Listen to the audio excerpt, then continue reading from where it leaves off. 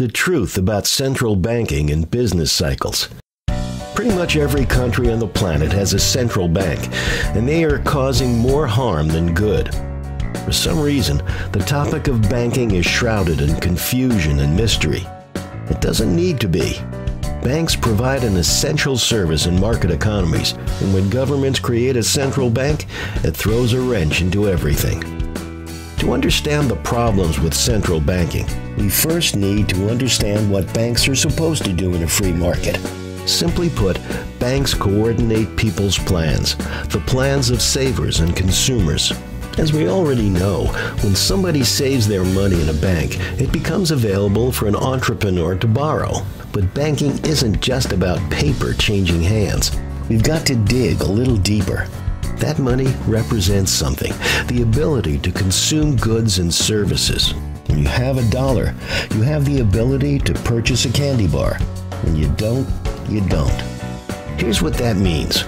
When somebody saves money at a bank, they're choosing to forego their consumption and allow somebody else to consume in their place. Why is this coordination important? Because at any given time, there are only a certain amount of goods and services in the economy. And if our plans aren't coordinated, there's no way to know what projects we're able to undertake. Turns out, which projects entrepreneurs start is strongly influenced by the interest rate, how expensive it is to borrow money.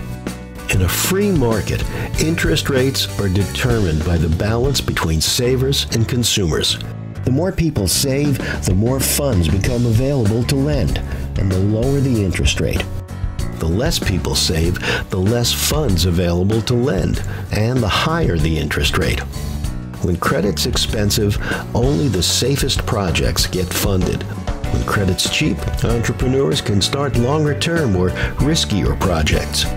But remember, banking isn't just about paper changing hands. When a developer needs money to construct a building, it's not the paper that he needs. It's what the paper represents: goods and services to consume in the short term. After all, it takes many different goods to construct a building, not just concrete and steel. It also takes food, shelter, cars, clothing, health services, and many other goods and services for the employees. Construction workers obviously don't get paid in food or clothing. They get money. But that money represents all the goods and services which can be purchased with it. So here's the key.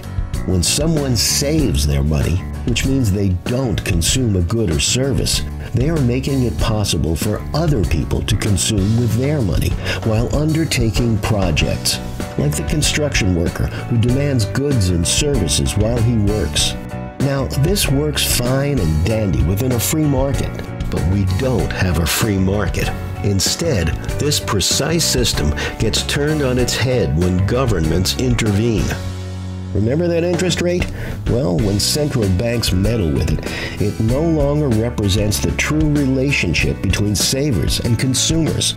In fact, central banks often intentionally lower the interest rate to help stimulate the economy. How do they do this? By creating new money to inject into the economy. And sure enough, when the interest rate is artificially low, the economy tends to boom. Banks lend more as businesses undertake new and longer-term projects as they expand. Unfortunately, many of these loans turn out to be bad investments, and this boom is destined to bust from the start. Here's why. Instead of what happens in a free market, where one person's savings is another's consumption, loans not backed by savings result in both parties trying to consume at the same time. Legendary economist Ludwig von Mises called this overconsumption, and it leads to all kinds of problems. For example, if a bricklayer thinks he has 10,000 bricks and starts a new construction project, but he really only has 1,000 bricks, he is destined to fail, and there will be an inevitable bust as he runs out of bricks. This is what happens when central banks artificially lower interest rates. Too many loans are given relative to the amount of real savings in the economy, and those extra projects are doomed to fail from the beginning. Once economies go into a slump after these artificial booms, there's only one cure: a bust.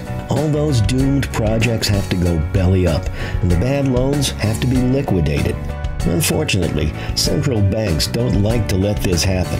Instead, they usually try to create more money and lower interest rates even further. This just adds fuel to the fire and makes the crash that much worse. Think about it. If all we needed to be wealthy was paper with numbers on it, we could solve everyone's economic problems just by turning on a printing press. But governments have been trying that throughout history. It doesn't work. Most countries now have central banks, but the economic principles remain the same. We'd all be better off if the delicate dance between savers and consumers remained free from the meddling of central banks.